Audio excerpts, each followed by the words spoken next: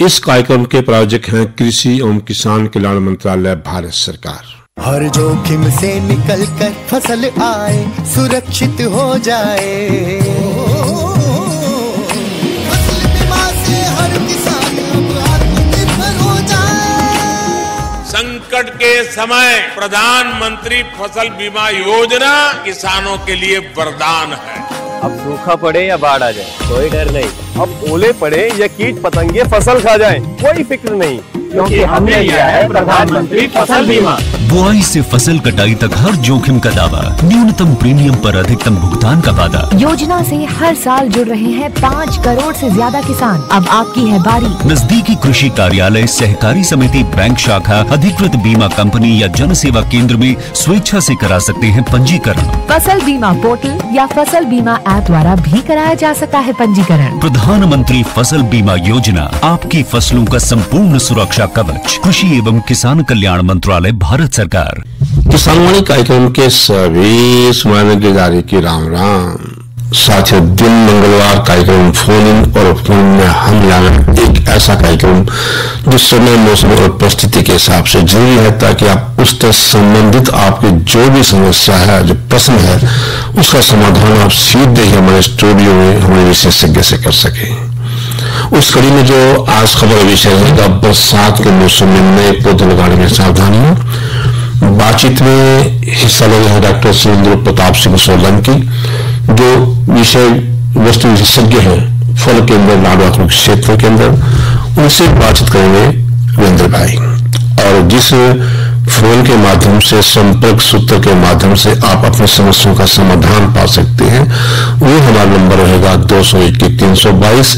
जो साथी को क्षेत्र से बाहर के हैं या मोबाइल से फोन करेंगे, उनके लिए एसटीडी कोड जरूरी है, और एसटीडी कोड है 01744, यानी 01744 221-322।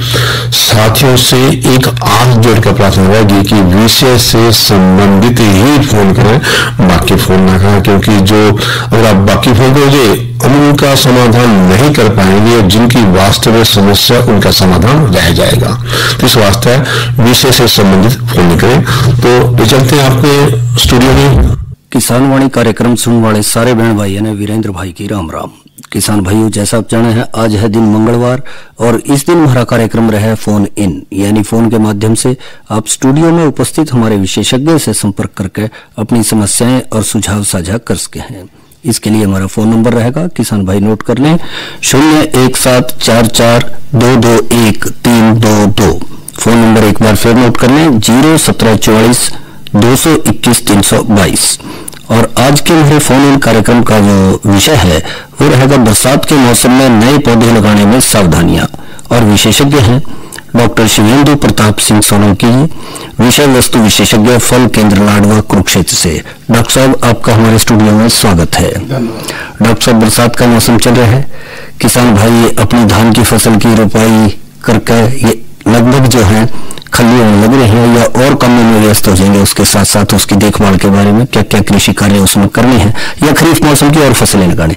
तो इन दिनों जो है बहुत से किसान भाइयों का रुझान रहा है बागवानी की तरफ, कि नए पौधे लगाने के लिए इंतजार कर रहे हैं बरसात के मौसम का, कि कौन कौन से पौधे लगाना है। तो सबसे पहले यही जानना चाहेंगे कि बरसात के मौसम में नए पौधे कौन कौन सी किस्मों के किसान भाई लगा सकते हैं, चुनाव कर सके। धन्यवाद जी।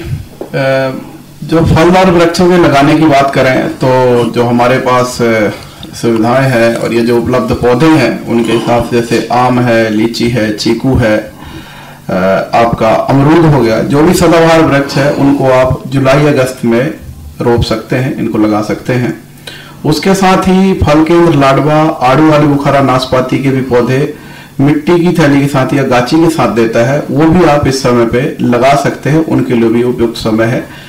वैसे जो ये वृक्ष हैं, पतझड़ वृक्ष हैं, जो भी पतझड़ वाले पौधे हैं, ये आप ठंड में भी लगा सकते हैं, वो थैली के साथ भी लगा सकते हैं, और आपको बिना थैली के भी जो पौधे मिलते हैं वो भी आप लगा सकते हैं। लेकिन अगर स्पेशली हम बरसात के दिनों में बात करें तो जो आपके सदाबहार वृक्ष हैं, जो आम है, लीची है, चीकू है, अमरूद है, वो आप अच्छी तरह से लगा सकते हैं।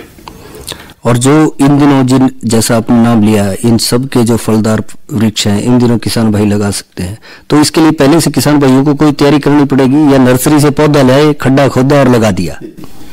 अगर स्पेशल हम फलदार वृक्षों की बात करें तो आप सीधे अगर आप आके लगा देंगे तो कहीं ना कहीं आपको नुकसान झेलना पड़ सकता है। तो उसके लिए आपको सबसे जो पहली चीज रखनी है कि 3 फुट गहरा और 3 फुट चौड़ा आपने गड्ढा खोदना है।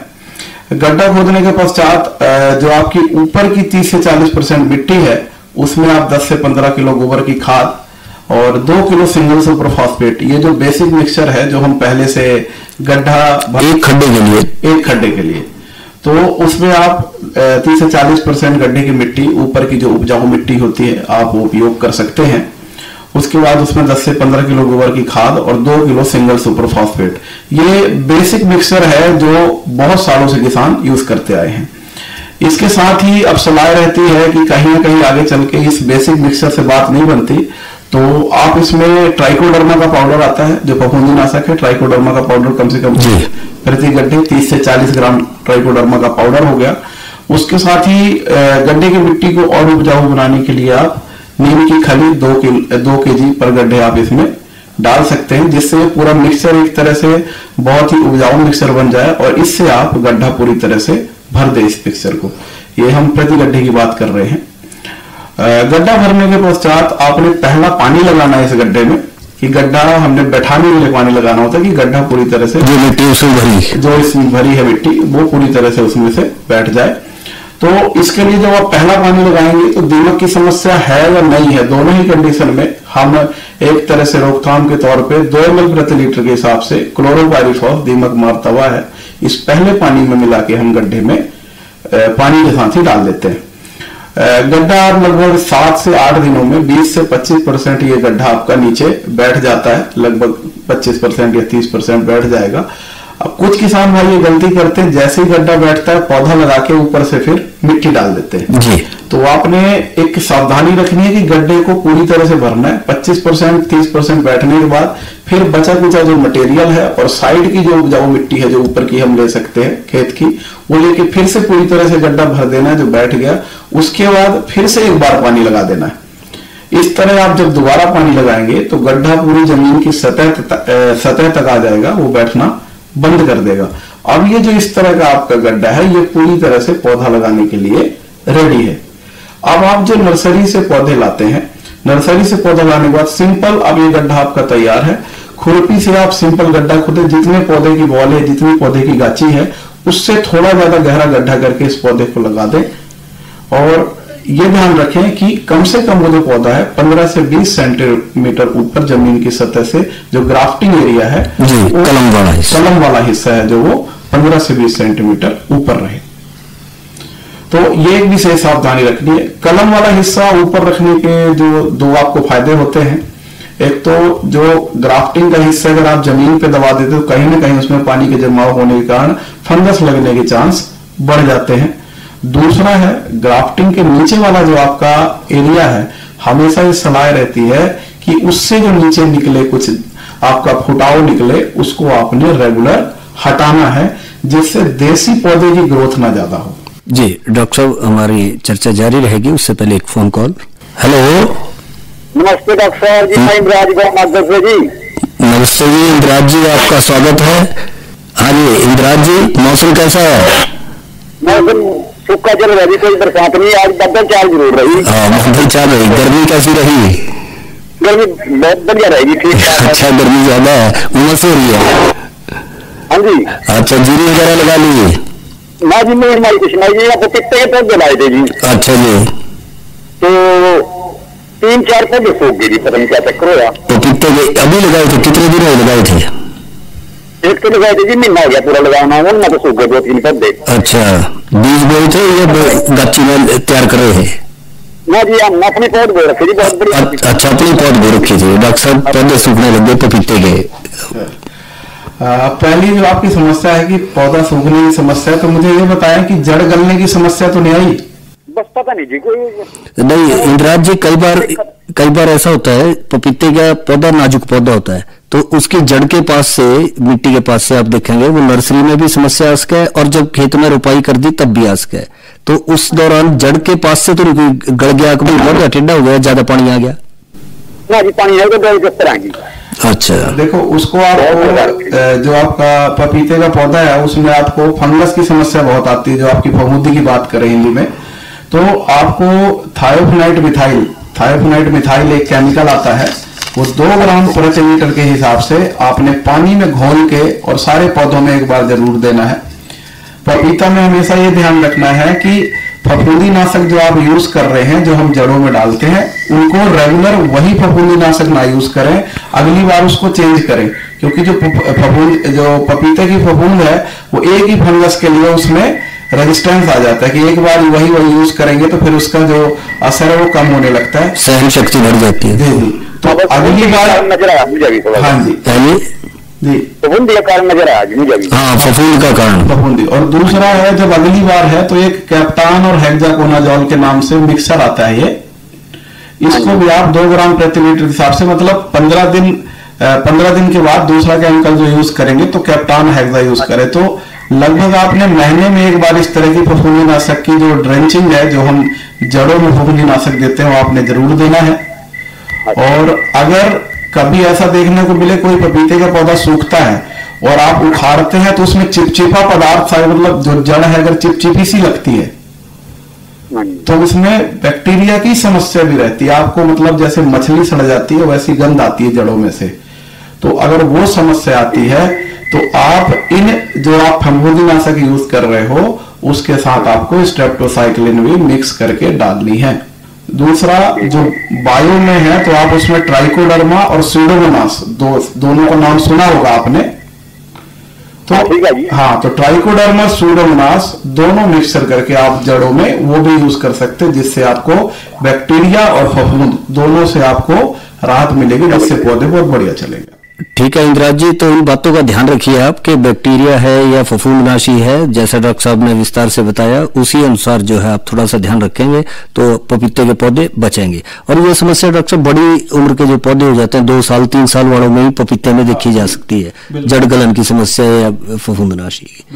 तो इसके साथ साथ डॉक्टर साहब हम जिक्र कर रहे थे कि नए पौधे लगाने में सावधानियों पर, तो आपने मिट्टी का मिक्सचर तैयार करना, खड्डा बनाने की बात करी, इसके साथ साथ कैसी मिट्टी का चुनाव करें एक नए बाग लगाने के लिए? यदि कोई नया किसान भाई बाग तैयार करना चाहता है अपना, उसके लिए कौन सा खेत का चुनाव करे? वैसे तो जो हमारी बलुई दोमट मिट्टी है वो सबसे बढ़िया मानी जाती है। बलुई दोमट मिट्टी सबसे बढ़िया मानी जाती है। अगर ऐसे भी इलाके हैं जैसे हरियाणा में जहां पे रेतीली मिट्टी बहुत है, रेतीली मिट्टी में थोड़ा पौधे की पकड़ आपकी कम हो जाती है स्टार्टिंग में, तो जब आप मिक्सर बनाते हैं तो रेतीली मिट्टी में क्या, पहले से जब आप गड्ढा खोदते हैं तो उसमें केंचुए की खाद या इनका उपयोग बड़ी अच्छी मात्रा में करें, और कुछ फ्रेश मिट्टी भी आप यूज कर सकते हैं। तो खड्डे में करें या सारे खेत में बिखेर दें और उसके बाद निशानदेही करें खड्डे की? नहीं, आप प्रति खड्डा करेंगे वैसे में तो खर्चा बढ़ जाएगा। खड्डे के हिसाब से जो मटेरियल है उसमें अगर बहुत ज्यादा रेतीली मिट्टी है तो कुछ बाहर की फ्रेश मिट्टी, केचुआ की खाद, ये भी साथ में मिक्स कर सकते हैं, जिससे जड़ों की पकड़ उसमें अच्छे से बने। जड़ों की पकड़ होना जरूरी है। हाँ, तो ऐसा है कि पूरी तरह से हमारी बिल्कुल भी रेतीली मिट्टियां नहीं है, जो है थोड़ा बहुत उसमें मिट्टी का मिक्सचर है। तो एक बार पौधा अच्छे से स्टेब्लिश हो गया गड्ढे में तो उसके बाद उसके चलने की संभावना बहुत अच्छी रहती है और स्टेब्लिशमेंट भी बहुत अच्छी रहती है। जी आपने सही कहा। तो पौधे की जड़ों में मिट्टी ज्यादा लगाएं कम लगाएं? नहीं, आप पौधा तो आप जो लेके आ रहे हैं। डॉक्टर साहब हमारी चर्चा जारी रहेगी, एक फोन कॉल। हेलो। हाँ जी नमस्कार जी, आपका नाम? हाँ जी बलदेव जी, आपका स्वागत है गांव सारसा से, अपना प्रश्न करें। गर्मी तो सभी जगह हो रही है बलदेव जी, तो उमस भी है, बरसात का मौसम है, जहाँ बरसात हो जाती है थोड़ी उमस से राहत मिलती है। थोड़ा यहाँ बरसात का जरा असर कम दिखाई दे रहा है। आपकी तरफ तो कल परसों बूंदाबांदी आई थी सारसा की तरफ। आपके पास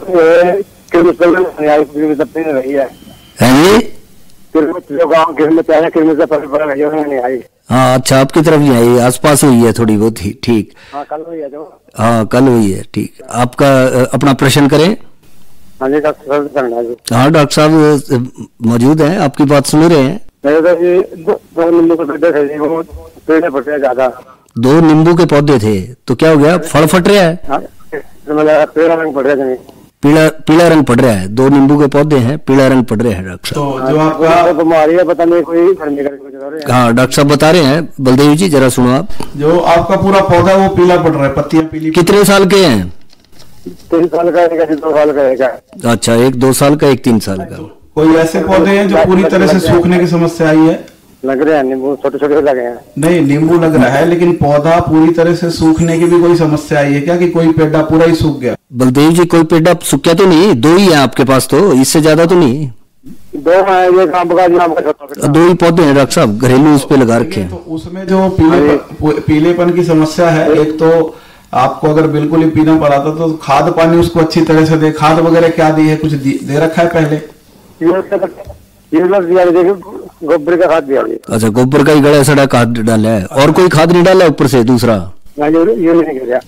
यूरिया गिरा। अच्छा चलो, ये तो आप डाल दिए। तो थोड़ा जो पीले पड़ने की, मेरे ख्याल से आपने यूरिया भी डाला है, तो समस्या तो ये नहीं आती। अगर ये समस्या आ रही है तो कहीं ना कहीं आपके जड़ों में फंगस का प्रकोप होने वाला है, या आगे पौधा मरने की समस्या है। तो आप इसमें दवाई आती है बेटाएक्सिल प्लस मैनकोजेब का एक मिक्सचर आता है। मैनकोजेब, बलदेव जी लिख लें, मैनकोजेब दवाई। मेटाएक्सिल प्लस मैनकोजेब।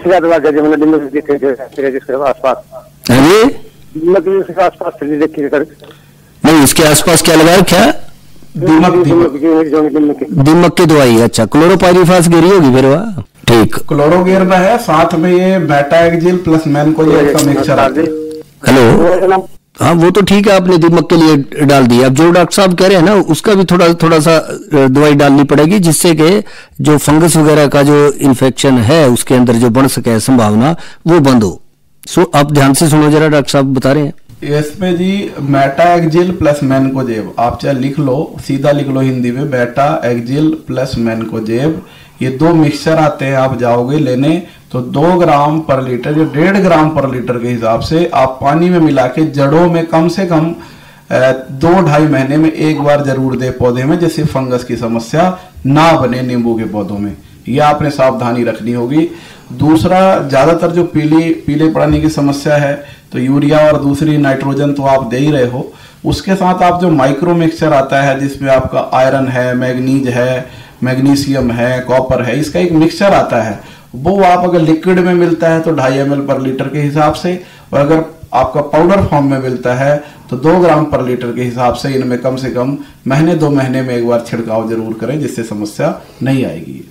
तो ठीक है बलदेव जी, जैसा डॉक्टर साहब ने जिक्र कराया, तो आप इस मिक्सचर का जो छिड़काव करेंगे तो उसमें समस्या नहीं आएगी। तो डॉक्टर साहब, जैसा किसान भाई ने पूछा कि 2-3 साल के नींबू के पौधे हैं, तो कई बार देखा जाता है इनके ऊपर फल आ जाता है और फल फटने लग जाता है, तो ये समस्या क्या अभी उसका कोई निदान हो सकता है शुरू में, या उसी समय होगा?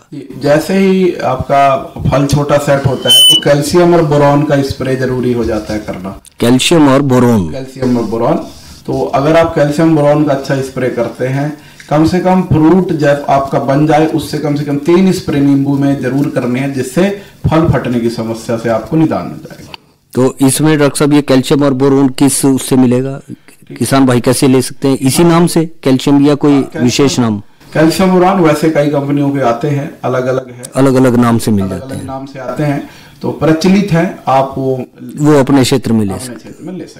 मतलब जब फल बनने लगे तब छिड़काव करें। जैसे फल बने उससे कम से कम 15-20 दिन मटर के दाने जैसा हो जाए जब, उससे 3 छिड़काव आपने कर देना। 3 छिड़काव 15-15 दिन के अंतराल में। ठीक। तो डॉक्टर साहब एक और फोन कॉल है। Hello hello. नमस्कार डॉक्टर जी। नमस्कार जी, आपका नाम? रामस्वरूप है जी। रामस्वरूप जी, गांव का नाम? रैत खाना जी सर। हाँ जी रामस्वरूप जी, अपना प्रश्न करें, आपका स्वागत है। एक तो ने बैंगन लगा के जी माला का। बैंगन लगा रखे? हाँ जी इनकी कीड़ा लग रहा है, इनकी दवाई कौन सी लगेगी जी? बैंगन में कीड़ा किस जगह लग रहा है? बैंगन में फल में कीड़ा है, तने में कीड़ा है, जड़ में कीड़ा है? कीड़ा है जी। तने में है कीड़ा। और बैंगनों में फल में कीड़ा है डॉक्टर साहब। अच्छा, तो इसके लिए आपको एक दवाई मार्केट में मिलती है साइपरमेथ्रिन या तो साइपरमेथ्रिन, ठीक है जी। और क्लोरो प्लस साइपर का मिक्सचर भी आता है, या तो एक दूसरी दवाई है प्रोफेनोफॉस। ये तीनों ही तरह की जो दवाइयां है आप 1.5 ml प्रति लीटर के हिसाब से उपयोग कर सकते हैं अगर समस्या ज्यादा है। अगर समस्या आपको थोड़ी देखने को मिलती है तो इनका जो डोज है वो आप आधा ml पर लीटर भी यूज करेंगे तो अभी आपकी जो स्टार्टिंग की समस्या वो खत्म हो जाएगी। प्रकोप बहुत ज्यादा है तो आप फिर दवाई की क्वांटिटी बढ़ाए, नहीं तो ना बढ़ाए। ठीक है डॉक्टर। हाँ जी। तो डॉक्टर साहब जी अमरूद के पेड़ लग रहे जिन पर छोटे छोटे कीड़े हो रहे जिन में अमरूद के पौधे पे कीड़े हो रहे हैं। अमरूद के अंदर जो कीड़े पड़ जाते हैं उनकी बात कर रहे हैं? फल में कीड़े हो रहे हैं? हाँ जी, अंदर कीड़े छोटे छोटे अमरूद लग रहे। अच्छा, उसमें आपको जो सबसे कारगर उपाय है तो आपको एक चीज ध्यान रखनी है कि फल मक्खी के जो प्रकोप है उससे बचने के लिए फल मक्खी एक डब्बे आते हैं, प्लास्टिक के डब्बे, उसके अंदर एक दवाई पड़ती है। ठीक है जी। तो फल जैसे ही फ्रूट अपसेट होने लगा है और फ्रूट थोड़ा बहुत अपना पीलेपन की तरफ जाने लगा, उस समय आपका फल मक्खी का प्रकोप बढ़ जाता है। हाँ जी, तो हाँ जी, मोटे मोटे से 200 रुपये पेड़ मिलेगा जी।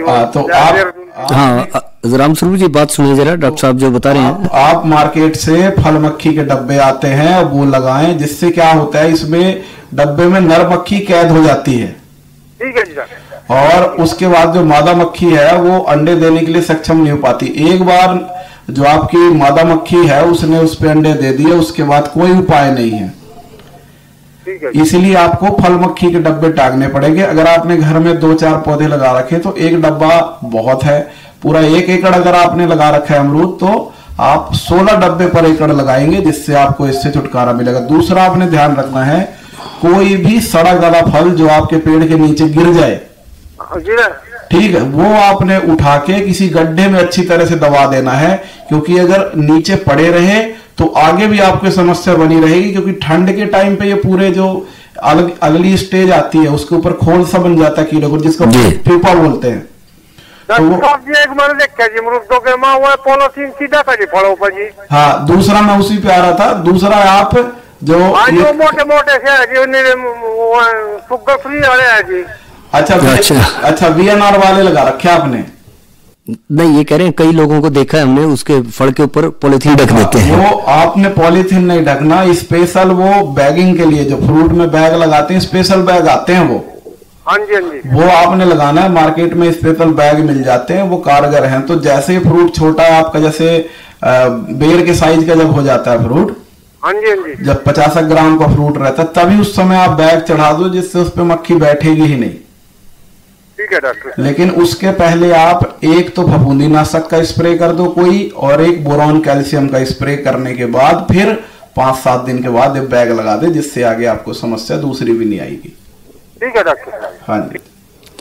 तो डॉक्टर साहब हम जिक्र कर रहे हैं कि आजकल के दिनों में नए पौधे लगाने में सावधानियों पे या बाग लगाने में, तो जैसा किसी किसान भाई का खेत थोड़ा निचाई पे है और वहाँ पानी खड़े होने की समस्या, क्या वहाँ बाग लगा सकता है? जी, अगर आपका जहाँ 20 दिन या 15 दिन से ज्यादा पानी खड़ा होता है वहां तो बाग लगाने की सलाह हम नहीं देते, क्योंकि कहीं ना कहीं समस्या बढ़ जाती है पानी भरने के कारण। दूसरा, अगर पानी भरने की समस्या है कि हफ्ता तक भी पानी अगर खड़ा होता है इस तरह से, तो हम ये सलाह देते हैं कि बेड पे लगाएं पौधे, ऊंचे उठा के कम से कम 2.5 से 3 फुट चौड़ा बेड हो और आपका 1.5 से 2 फुट ऊंचाई में हो, और फिर आप उसके ऊपर गड्ढा खोद के फिर पौधे लगाएं। जी। और इसके साथ साथ डॉक्टर साहब पौधे से पौधा और लाइन से लाइन का फासला कितना रखें? अलग अलग जो फसलें हैं उनके हिसाब से फासला अलग अलग है। अब स्पेशली अगर हम आम की बात करें, आम में जैसे लंगड़ा, दशहरी, चौसा है, राम केला है, जिनकी डॉक्टर साहब चर्चा हमारी जारी रहेगी। एक फोन कॉल है। Hello hello hello. हाँ जी, राम राम जी, आपका नाम? मेरा नाम ब्रजपाल है जी, गाँव रामसावाड़ा, जिला सहारनपुर। ब्रह्मपाल जी, आपका स्वागत है हमारे कार्यक्रम में। धन्यवाद सर। अपना प्रश्न करें। सर मेरे पे 5 फूलम के पेड़ हैं। फूलम के? ठीक है। फूलम के, आलू बुखारे के? ना जी, फूलम है जी। फूलम के, अच्छा। आलू बुखारा अलग है। हाँ जी। अच्छा जी। आलू बुखारे तो छोटा होता है। अच्छा। तो हमें तो काफी अच्छा। और लेकिन जब लोग पकाए जब आधे तभी बहुत ही ज्यादा कम हो जाए जी, झड़ जाए नीचे ही। अच्छा, मतलब शुरू में जब फूल आ रहा है तो काफी आता है और बढ़ने भी शुरू हो जा और बाद में जड़ जा। जी सर। तो इसमें आपको ये है कि जैसे फ्रूट झड़ने की समस्या जो आती है आलू बुखारा में, तो एक तो जो आप जिसको फुलम बोलते हो वो जो वैरायटी है वो है काला अमृतसरी। जी जी। काला अमृतसरी आलू बुखारा की मेन वैरायटी नहीं है, वो लगती है परागण के लिए। जी सर। तो उसमें फल बहुत लगता है, अगर 10-15% फल झड़ भी जाते हैं तो समस्या की बात नहीं है वो। दूसरा, इसके साथ आपने सतलुज पर्पल नाम से एक वैरायटी आती है प्लम की। जी सर। वो आपने साथ में लगाना, वो मेन वैरायटी है जिसका फ्रूट बड़ा हो जाता है। ये आपका जो फुलम छोटा वाला लगता है काला अमृतसरी, ये परागण के लिए हम लगाते हैं। तो दूसरा, अगर इसमें बहुत ज्यादा गिरने की समस्या है तो एक आपकी वो आता है नेफ्थलीन एस्टिक एसिड आता है, ऑक्सिन आता है मार्केट में। अच्छा जी। तो वो आप 1 ml 5 लीटर पानी में मिला के आपने स्प्रे करनी, जैसे फ्रूट सेट हो जाता है। वो किस समय करना पड़ेगा सर? जैसे फूल निमटने के बाद? फूल जैसी छोटा फल बन जाए जी सर, वैसे ही आप उसको 1 ml ऑक्सिन मिलता है नेफ्थलीन एस्टिक एसिड के नाम से। जी सर। आम दुकानों पे भी मिल जाता है, आप जाओगे तो 1 ml डालना है 5 लीटर पानी में। इसका विशेष ध्यान रखना है कि 1 ml पड़ेगा 5 लीटर में। ठीक है सर। ये आप स्प्रे कर देंगे तो समस्या नहीं आएगी। वैसे फुलम में इतनी दिक्कत नहीं आती, जिसको आप फुलम बोल रहे हो उसमें फल गिरने की समस्या इतनी नहीं आती, थोड़ा बहुत झड़ता है तो ऐसी कोई समस्या कि वो एक सामान्य प्रक्रिया है फूलों के पौधे की, मतलब इतना गिरेगा ही उसपे है। तो ब्रह्मपाल जी थोड़ा ध्यान रखें इस बात का, चिंता ना करें, जैसा डॉक्टर साहब बता रहे हैं कि कुछ तो वो झड़ता ही है सामान्य रूप में, और उसके साथ साथ जो दूसरा डॉक्टर साहब ने जिक्र किया वो पौधे भी साथ में लगाएं, क्योंकि फूलों जो है वो परागण के लिए है, मधुमक्खियों के लिए है एक तरह से, उस तरह से आ रहे हैं। तो उससे आपको काफी अच्छा फल मिलेगा दूसरे जो किस्म है उस साल में। तो डॉक्टर साहब इसके साथ साथ जो है आप जिक्र कर रहे थे फासले की, आम का आपने जिक्र किया, तो अमरूद के भी काफी लोग बाग लगाते हैं, उससे फासला कितना रखें? अमरूद में ये है कि जो सामान्य जो हम हिसार सफेदा की बात करें तो 18 बाय 18 फुट पे हम वो लगाते हैं। 18 लाइन से लाइन, 18 लाइन से लाइन और 18 ही पौधे से पौधे। और दूसरा जो नई वैरायटी है वो लाइन से लाइन 12 फुट और पौधे से पौधा 8 फुट आप लगा सकते हैं, जो हम इस तरह से सघन बागवानी में जो हम ये जो स्पेसिंग ब्लॉक में जहां लगाते हैं रिकमेंड करते हैं। तो डॉक्टर साहब इस सब जानकारी के लिए आपका बहुत बहुत धन्यवाद। धन्यवाद। इस कार्यक्रम के प्रायोजक थे कृषि एवं किसान कल्याण मंत्रालय, भारत सरकार। अरे क्या कर रहा है? इधर इधर इधर हम बोल रहे हैं तेरे बीजू का पुतला बोल रहा है। पक्षियों से तो हम खेत को बचा लेते हैं, पर इन घातक रसायनों से कैसे बचाएं? मतलब? देख बेटा, तू जो ये अंधाधुंध रसायन मिलाता है ना, मिट्टी की सेहत बिगड़ने लगी है, और जब माटी ही कमजोर पड़ जाएगी तो उपज कैसे सेहतमंद होगी? अरे पहले ऐसा नहीं था, पूछना अपने बड़े बुजुर्गों से, कैसे फसल लहलहाती थी, शुद्धता झलकती थी। हाँ, माटी भी तंदुरुस्त और लोग भी। अरे अब पहली वाली बात कहाँ, पर अब तो सब यही डाले हैं। सब नहीं, आज भी लाखों जागरूक किसान परंपरागत विधि से फसल उगा रहे हैं, खर्चा कम और उपज की कीमत भी बेहतर पा रहे हैं। सच है? रे बेटे, एक्सपीरियंस से बता रहे हैं, धूप में बाल सफेद नहीं किए हैं। हाँ। ठीक है भाई, मैं भी आज से जैविक खेती शुरू करूंगा। माटी से प्रेम की परंपरा है, परंपरागत खेती। कार्यक्रम किसानवाणी में आज का हमारा विषय था बरसात के मौसम में नए पौधे लगाने में सावधानियां, और बातचीत कर रहे थे डॉक्टर शिवेंद्र प्रताप सिंह सोलंकी, जो विषय वस्तु विशेषज्ञ फल केंद्र लाडवा क्षेत्र में बातचीत कर रहे थे वीरेंद्र भाई। इसके अगला आज का किसानवाणी कार्यक्रम समाप्त है। कार्यक्रम के सभी सुनने के दारी और वीरेंद्र की राम राम।